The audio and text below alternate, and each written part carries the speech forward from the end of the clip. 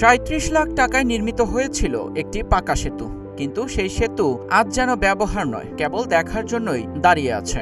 সেতু আছে অথচ নেই সংযোগ সড়ক। তাই জীবন বাজি রেখে বাঁশের সাঁকো পেরিয়েই চলাচল করছেন অন্তত 10টি গ্রামের হাজারো মানুষ। রংপুরের কাউনিয়া উপজেলার ৫ নম্বর বালাপাড়া ইউনিয়নের গোপীডাঙ্গা মৌলভীবাজার এলাকার চিত্র এটি।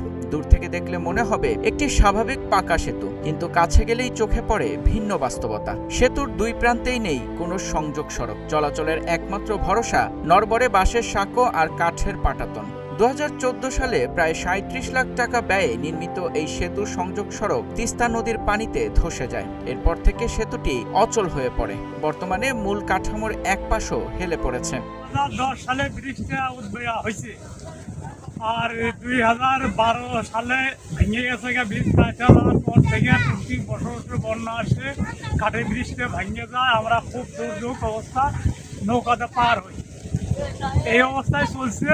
এখনো কোনো মেম্বার চেয়ারম্যান সবাই আসে, উপজেলা চেয়ারম্যান, ভাইস চেয়ারম্যান সবাই আসে ব্রিজের কথা কয়, ভোট নেই, কেউ তাও ভোট নেয়। ব্রিজে গাড়ি পার করতে সমস্যা হয়, যদি ব্রিজ ঠিক থাকতো তাহলে আমরা কোনো সমস্যা থাকতো না।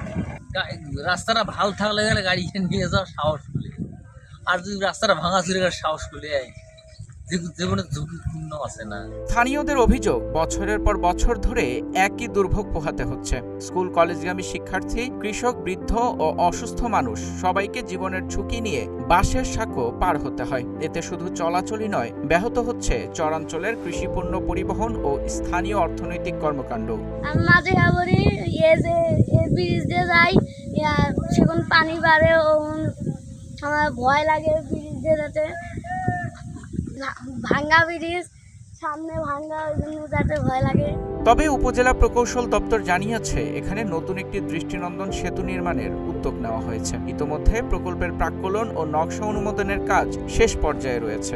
ব্রিজটি সম্পর্কে যখন আমরা অবগত হই, তখন আমরা উক্ত স্থানে গিয়ে দেখি সেখানে যোগাযোগ বিচ্ছিন্ন হয়ে আছে।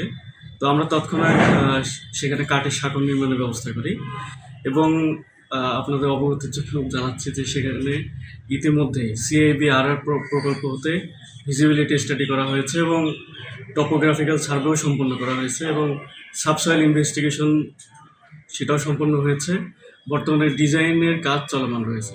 সংযোগ সড়ক না থাকায় সেতুটি এখন ভোগান্তির প্রতীক হয়ে দাঁড়িয়েছে। স্থানীয়দের প্রত্যাশা, দ্রুত নতুন সেতু নির্মাণ কিংবা কার্যকর সংযোগ সড়ক তৈরি করে দীর্ঘদিনের এই দুর্ভোগের অবসান ঘটানো হবে। মেহেদী ইসলাম সোহাগ, গ্রিন টিভি ডিজিটাল।